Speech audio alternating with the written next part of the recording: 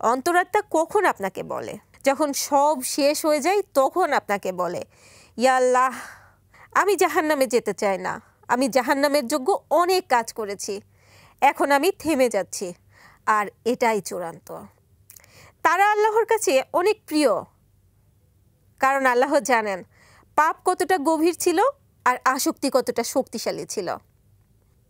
আপনারা মনে রেখেছেন কি বনি ইসরায়েলের সেই 100 জনকে হত্যাকারী খুনির তওবা কবুলের কথা? জীবনে আমাদের অনেক কিছু পাওয়ার আছে, আমরা সবই হারিয়ে ফেলছি। আপনি জানেন আল্লাহ আমাদের সুখকে তার নৈকট্য দ্বারা প্রতিস্থাপন করে দিয়েছে। আপনি কোথায় সুখ খুঁজছেন? আল্লাহর পথে আসেন, সুখ তো আপনা আপনি চলে আসবে।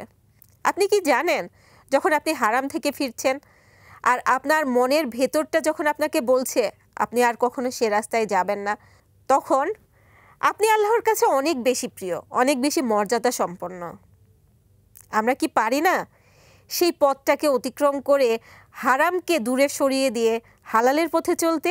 আমার মনে হয় একটু চেষ্টা করলেই আমরা পারবো, কিন্তু আমরা চেষ্টা করতেই ভুলে গিয়েছি। আমাদের চোখের সামনে একটা কালো পর্দা আটকে রাখা হয়েছে, যা আমরা নিজেরাও কিছুতেই সরাতে চাচ্ছি না।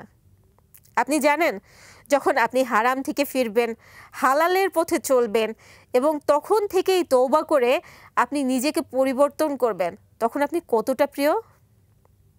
সূরা মায়েদা 139 আল্লাহ তাআলা বলেন, অতঃপর সীমালঙ্ঘন করার পর কেউ যদি তওবা করে এবং নিজেকে সংশোধন করে, তিনি আল্লাহর কাছে অতি প্রিয়। আল্লাহ নিশ্চয়ই ক্ষমাশীল এবং দয়ালু। যখন আমরা হারাম থেকে ফিরব আর তখন থেকেই আমরা ভালো কাজ শুরু করব, আল্লাহর কাছে আমাদের জন্য অবশ্যই বিশেষ মর্যাদা রয়েছে। তাই আমরা চেষ্টা করব আমাদের জীবন থেকে হারামকে দূরে সরিয়ে দিয়ে আমাদের যে ভালো কাজগুলো আছে সেগুলোকে খোঁজা, আমাদের ভালো কাজগুলোকে আমরা হেফাজত করতে শিখি, তাহলে আমরা জাহান্নাম থেকে নিজেদেরকে হেফাজত করতে পারবো।